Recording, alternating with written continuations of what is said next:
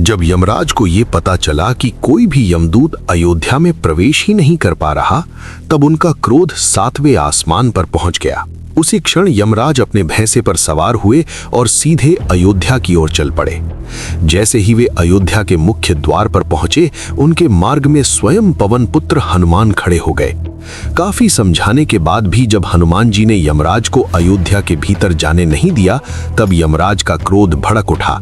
उन्होंने अपना भयानक यमदंड उठाया और गर्जना करते हुए हनुमान जी पर प्रचंड आक्रमण कर दिया। पर शायद वे ये भूल गए थे कि वे केवल काल हैं और उनके सामने खड़े हनुमान महाकाल के भी परम भक्त हैं। दरअसल त्रेता युग अपने अंत की ओर बढ़ रहा था और श्री राम की दिव्य लीला भी समाप्त होने वाली थी। उसी समय यमलोक में एक गंभीर चर्चा चल रही थी। चित्रगुप्त ने यमराज से कहा, भगवान, वो समय आ गया है जब आपको स्वयं श्री राम से निवेदन करना होगा कि वे पृथ्वी की लीला को विराम दें, लेकिन इसमें एक बड़ी बाधा है। यमराज ने पूछा, वो बाधा क्या है? चित्रगुप्त बोले, कई वर्षों से एक भी यमदूत अयोध्या में प्रवेश नहीं कर पाया है। इसी कारण वहां किसी मनुष्य की मृत्यु नहीं हो पा रही। जब यमराज ने यमदूतों से पूछा तो वे कांपती हुई आवाज में बोले, जैसे ही हम अयोध्या के पास पहुंचते हैं, वहां द्वार पर पहरा देने वाले एक वानर के शरीर से ऐसा तेज निकलता है कि हम आगे बढ़ ही नहीं पाते।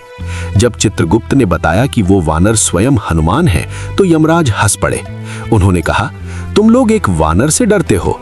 यदि मैं चाहूं तो किसी का भी अंत कर सकता हूं। इतना कहकर यमराज तुरंत अयोध्या के लिए निकल पड़े। लेकिन जैसे ही वे अयोध्या के द्वार पर पहुंचे, हनुमान जी उनके सामने खड़े हो गए। हनुमान जी ने विनम्रता से कहा, हे यमदेव, बिना मेरे प्रभु की अनुमति के इस नगरी में कोई प्रवेश नहीं कर सकता। यमराज ने क्रोधित होकर कहा, मेरे मार्ग से हट जाओ, मैं श्री राम से मिलने आया हूं, उनकी लीला समाप्त हो चुकी है। अब हनुमान जी का स्वर दृढ़ हो गया। उन्होंने कहा, जब तक मैं जीवित हूं, कोई भी शक्ति मेरे प्रभु को यहां से ले नहीं जा सकती। ये सुनकर यमराज का क्रोध भड़क उठा और वहीं शुरू हुआ एक भयानक युद्ध। यमराज ने अपनी विशाल गदा से प्रचंड आक्रमण किया। हनुमान जी ने भी अपनी गदा से उसका सामना किया। जब दोनों गदाएं टकराईं तो ऐसा लगा मानो पूरा आकाश कांप उठा हो। पर इस टक्कर में यमराज की गदा चूर चूर होकर बिखर गई।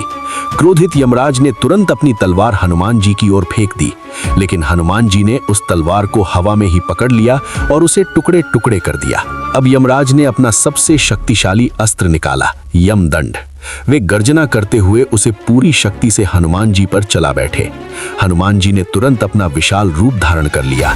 उनका तेज ऐसा था कि यमराज भी क्षण भर के लिए भयभीत हो गए और जैसे ही यमदंड उनके पास पहुंचा, हनुमान जी ने उसे अपने मुख में समा लिया। ये दृश्य देखकर यमराज स्तब्ध रह गए। तभी हनुमान जी ने अपनी गदा से ऐसा प्रहार किया कि यमराज घायल होकर युद्ध भूमि से पीछे हट गए और यमलोक लौटने को विवश हो गए।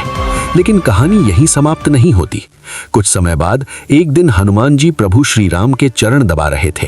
तभी अचानक श्री राम की अंगूठी उनके हाथ से फिसलकर भूमि के एक छोटे से छेद में गिर गई। श्री राम ने कहा, हनुमान, मेरी अंगूठी ले आओ। हनुमान जी तुरंत सूक्ष्म रूप धारण करके उस अंगूठी के पीछे चले गए। लेकिन ये कोई साधारण घटना नहीं थी। अंगूठी उनका पीछा छुड़ाकर एक रहस्यमयी गुफा में जा गिरी। जब हनुमान जी वहां पहुंचे तो उन्होंने देखा कि गुफा के भीतर असंख्य अंगूठियों का ढेर पड़ा है। तभी वहां एक विशाल हनुमान प्रकट हुए और बोले, मैं पिछले कल्प का हनुमान हूं। जब भी श्री राम की लीला समाप्त होती है, वे अपने हनुमान को इसी प्रकार अंगूठी लेने भेजते हैं। हनुमान जी ये सुनकर आश्चर्यचकित रह गए। उधर उसी समय यमराज अयोध्या पहुंच चुके थे और श्री राम से मिलने का अवसर पा गए। इसके बाद घटनाएं तेजी से बदलने लगीं और अंततः वो समय भी आ गया जब प्रभु श्री राम ने अपने दिव्य धाम जाने का निर्णय लिया। जब हनुमान जी अंगूठी लेकर लौटे, तब श्री राम सरयू तट पर खड़े थे। प्रभु ने हनुमान से कहा, हनुमान, तुम पृथ्वी पर ही रहो और मेरे नाम का स्मरण करते हुए भक्तों की रक्षा करते रहो। और इसी प्रकार हनुमान जी को अमरत्व का आशीर्वाद मिला।